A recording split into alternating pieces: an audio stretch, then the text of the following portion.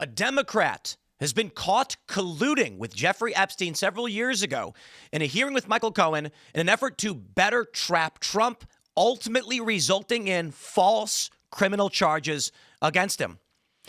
This Democrat, Stacey Plaskett, has now admitted that she was texting with him. We know she was but he was just a constituent. The only problem, Epstein's history was well known. Lawsuits were ongoing. These investigations were launched against him. And more importantly, the big break in the case that ultimately resulted in the rearrest of Jeffrey Epstein came in 2018. Plaskett was texting him in 2019. Now, Republicans have sought to censure this Democrat. That's it. Guys, this is how you get revolt. This is why Gen Z is on a fritz, okay? Because you've got the socialist left saying there's no future for us. We can't own property. Take it from them. They're also upset about Israel and Epstein. Then you have on the Gen Z right, Donald Trump and Republicans are not getting the job done. They're still bringing in immigrants. There's not going to be houses. There's not going to be jobs. Though their strategy and their solutions are different, the grievances are generally the same. So what do you think happens? And I want you guys tell me, you comment below.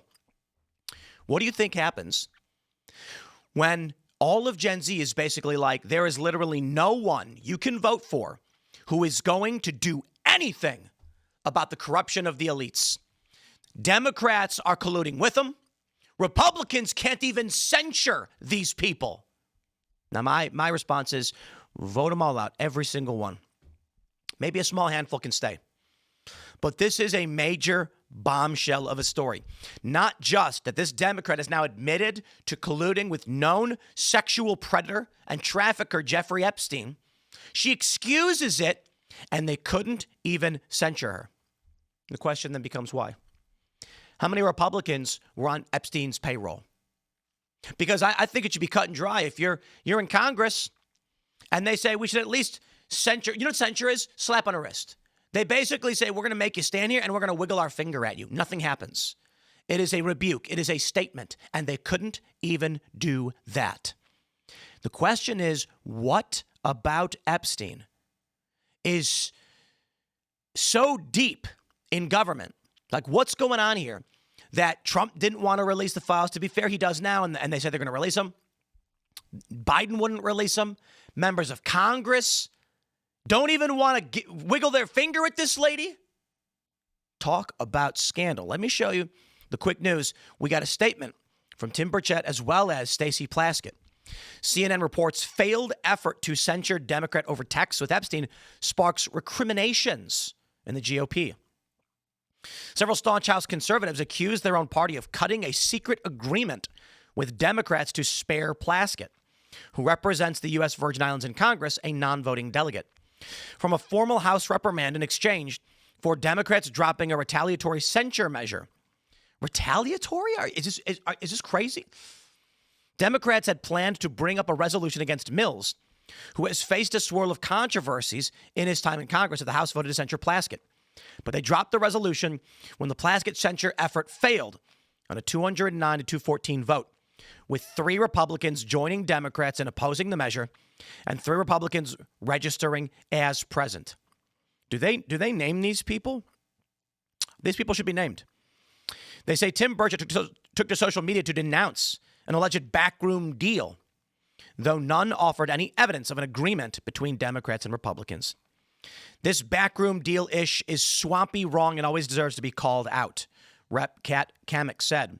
A handful of Republicans took a dive on a vote to strip Stacey Plaskett of her position on House Intel because of her ties to Epstein. They did it to protect a Republican facing his own ethics issues. Censure them all. Well, check this out. We got a video from C-SPAN. Stacey Plaskett. Listen to this. Mr. Raskin, to my former professor in law school, and I want to address the body. I first want to give you all a sense of what was happening that day.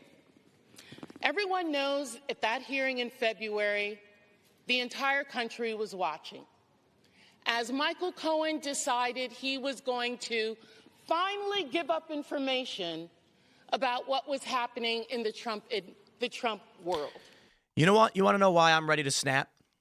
Because Michael Cohen claimed that Donald Trump never instructed him to falsify records or pay Stormy Daniels. But he knew that's what Trump wanted anyway. And for that, they convicted him. That was the dirt. That was the dirt that these evil scumbags produced. That's it. They then escalated a misdemeanor charge, falsification of a business record, into a felony by adding that it was, quote, in furtherance of another crime. The only problem, for the first time in history, there was no unanimous jury decision on whether or not Trump actually attempted to commit a specific crime. Just that maybe there was a crime somewhere. I'm not kidding. The judge told the jury they didn't need to be unanimous and gave them a menu option of various crimes Trump may have wanted to commit. If that is the standard by which we operate, I can now have someone arrested and say, as long as you think maybe at some point he wanted to commit a crime, we'll convict him. That's not an exaggeration. Trump never explicitly told anybody to falsify records. And there is no evidence, there's no proof Trump was doing it for some crime. So let's play this. This is what she thought was so important she would work with Jeffrey Epstein. The Trump enterprise.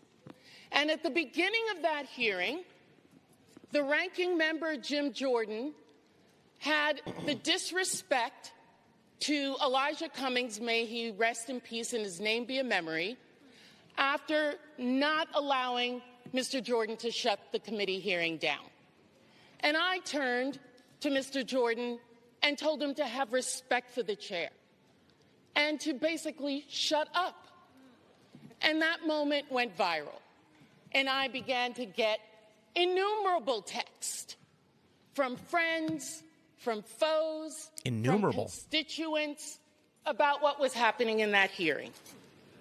And I got a text from Jeffrey Epstein, who at the time was my constituent, who was not public knowledge at that time that he was under federal investigation, and who was sharing information with me. Okay, let's put it to the test. I bring you to our good friend ChatGPT 5.1. When was Epstein first convicted? Jeffrey Epstein was first convicted on June 30th, 2008, after pleading guilty to a Florida state charge of procuring a minor for prostitution. Really? It wasn't public knowledge that he was under federal investigation, she said. You see, the word game she's playing is everybody knew who Epstein was and what he was doing. I asked again, so it was known. Yes, it was publicly known. Epstein's 2008 conviction was a matter of public record. Widely reported at the time, he served time in Palm Beach County under a controversial plea deal that many critics later described as unusually lenient. By the time his 2019 arrest happened, the fact that he'd already been convicted for sex offenses involving a minor was absolutely known, though the full scope of his crimes was not publicly exposed until later. Okay. Was there anything going on from 2009 to 2018 with Epstein? Yeah, a lot was going on. He didn't just disappear. He finished his sweetheart sentence and work release in Florida around 2009-2010 after serving 13 months. He was officially registered as a sex offender, and in 2011, New York courts classified him as a level 3 highest risk sex offender who was supposed to check in regularly. According to later lawsuits and investigations, Epstein's trafficking and abuse of girls and young girls continued at least into the mid-2010s, including activity linked to his properties in New York, Florida, and the Virgin Islands. Oh, really? The Virgin Islands? You know what I think? I think this lady is in on the take.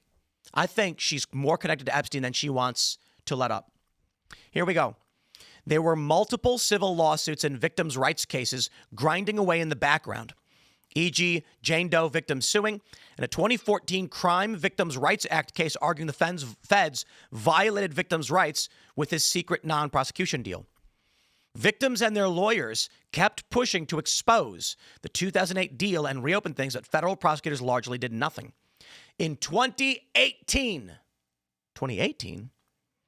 the Miami Herald dropped its big investigative series, exposing the non-prosecution agreement and detailing the scale of the abuse, which is what really blew the whole thing back open publicly. And shout out to Mike Cernovich, who actually kicked that off. He started the whole thing.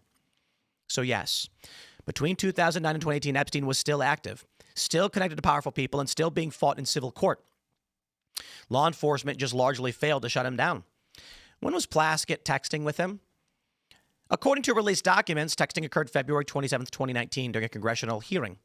So a year earlier, the Miami Herald published their story that Epstein had been still abusing women, was getting sweetheart deals. You mean to tell me that this lady did not know? She didn't know? No, I think Epstein was helping people get elected, putting them in positions of power, blackmailing, all of that stuff. And let me just say, interesting coincidence that this lady from the Virgin Islands, for which Epstein was a constituent, is colluding with him to go after Donald Trump. Now, I heard recently from someone that I was seeking advice from him. Let me tell you something. She was. I don't need to get advice on how to question anybody. You do? Because Epstein was giving her specific names, telling her, I think it was a reference to Rona, someone who worked for Donald Trump, bring these people up to Cohen and see what he says. Those specific individuals. So yeah, she did need that information. Any individual. I have been a lawyer for 30 years. I have been a narcotics prosecutor in New York City. I have had the honor of being a political appointee at the Justice Department after September 11th as a Republican appointee in the Bush administration.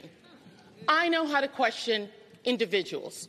But you don't have the specific information and names to dig in and get Cohen to say things that can be perceived as incriminating, not without help from someone like Jeffrey Epstein. And when he texted you those names, that name, you used that. This was not advice of, hey, you see what she's doing? You see what she's doing? She's making it seem like he said, when you ask him with inflection, as if it's advice on a prosecution. No, it was direct information for her to use.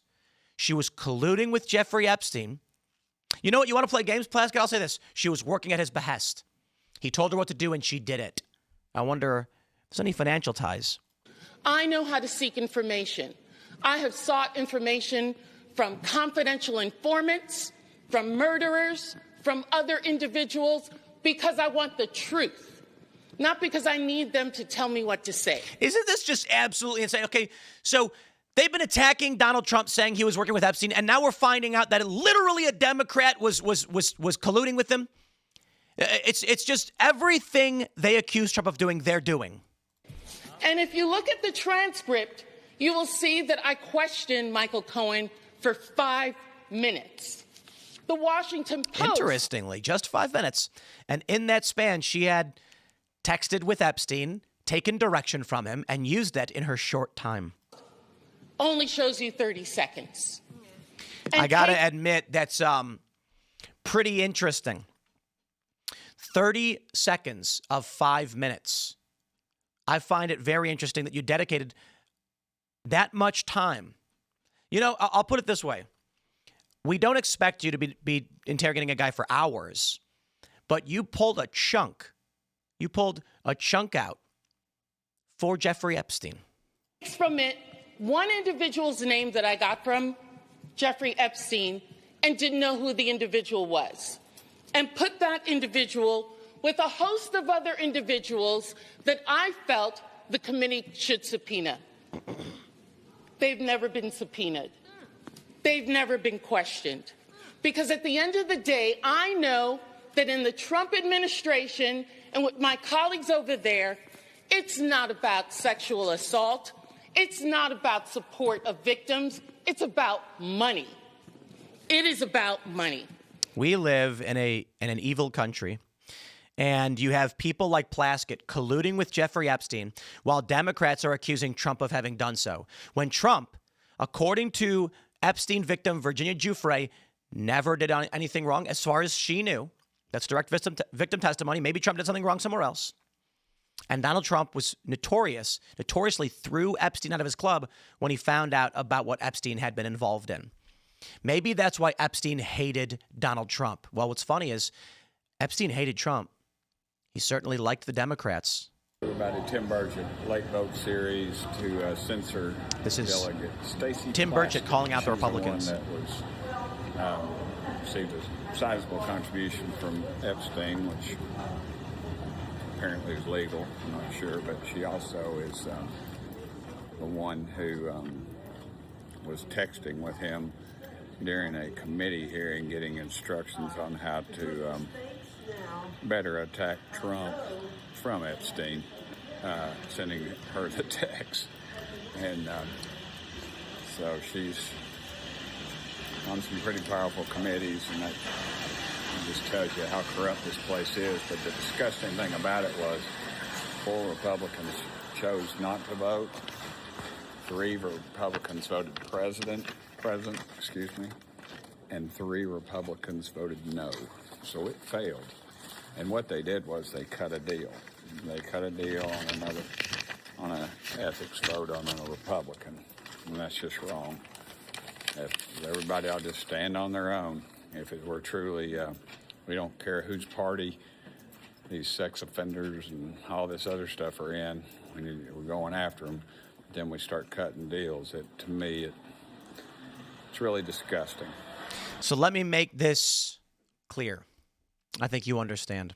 There are Republicans that cut a deal with one of Epstein's associates. I want to make sure this is pointed out. Plaskett was a delegate from where Epstein resided. She said he was a constituent. There's no way I'm going to believe she didn't know about this Miami Herald investigation. This guy's a financier worth $500 million. He's got private islands. He's a convicted sex offender. There's ongoing lawsuits. The story was out there, and we talked all about it. So she didn't know. He was instructing her on how to question Cohen on specific names. We've seen the emails where Michael Wolff, this journalist, was advising Epstein on PR strategies to help him. And he says, well, I'm trying to ingratiate myself to him. No, that's actually helping the guy. Ingratiating is saying nice things about his hair. Now we have Republicans that voted to defend a woman who worked with Jeffrey Epstein. Why? I get disgusted about some things, but this is one that's really, really bad. You've got some people on there who are chairmen of committees and things like that. And that's the kind of people we put in leadership. Yep.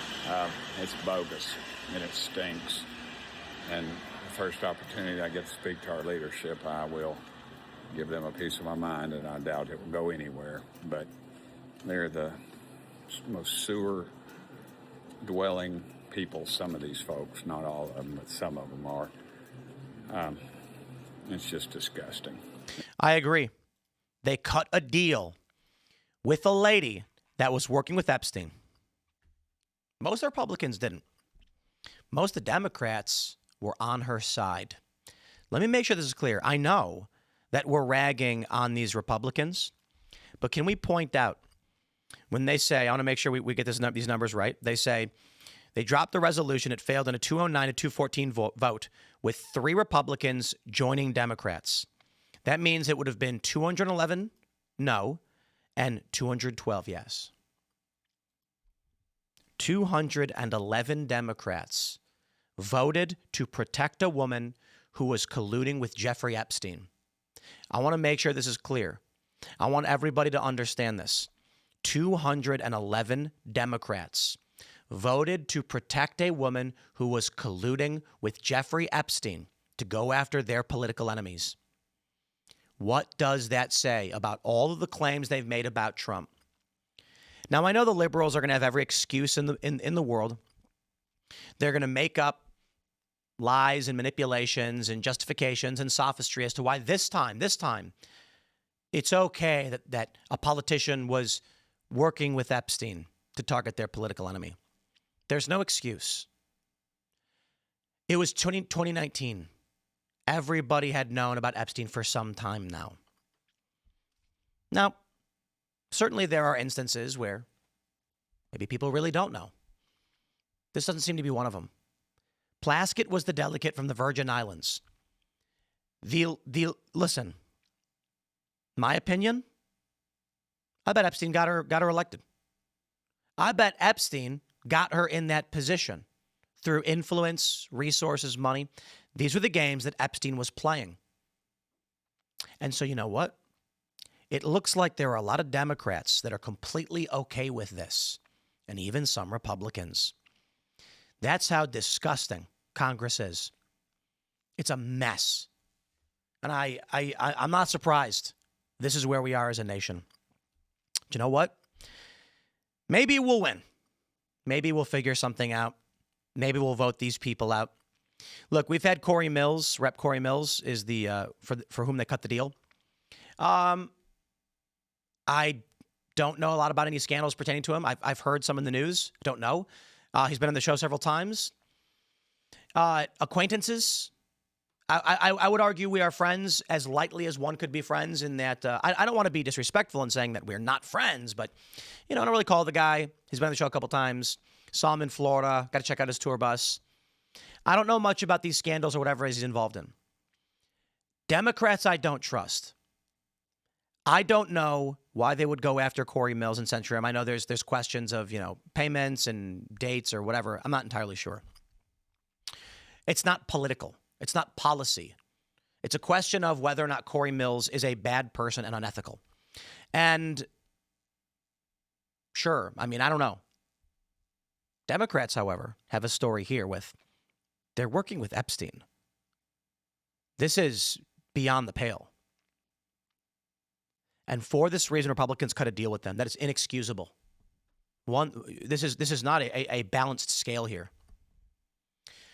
I'm going to wrap it up there, my friends. Smash the like button. Share the show with everyone you know. Stay tuned. Thanks for hanging out. We'll see you all next time.